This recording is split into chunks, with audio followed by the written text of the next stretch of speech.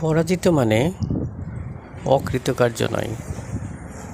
অনেকে ভাগ্যের পরিহাস বলে পরাজয়কে মেনে নিয়ে হতাশ হয়ে পড়েন।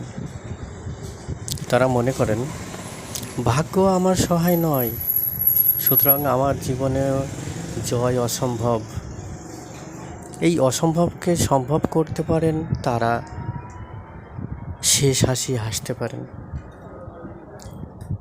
এই জগৎটাকে ভালো করে দেখুন, নানা পেশা, নানা পটভূমির মানুষ, মন্ত্রী, কর্পোরেট, এক্সিকিউটিভ, খেলোয়াড়, বিজ্ঞানী, লেখক, শিল্পী, অভিনেতা, সরকারি কর্মচারী, নেতৃত্বস্থানীয় কর্মব্যক্তি, এদের জীবন ইতিহাস খুঁজতে গেলে দেখবে কি নিদারুণ দারিদ্র্যের সঙ্গে এরা লড়াই করে বড় হয়েছেন।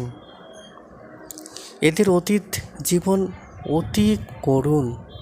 এদের কারো জীবনে ঘটেছে পারিবারিক বিচ্ছেদ, কেউ চাষির ঘরে বড় হয়েছেন, কেউ ঘিঞ্জি বাড়িতে মানুষ হয়েছেন। চরম অপমান আর অবজ্ঞায় কারো জীবন কেটেছে।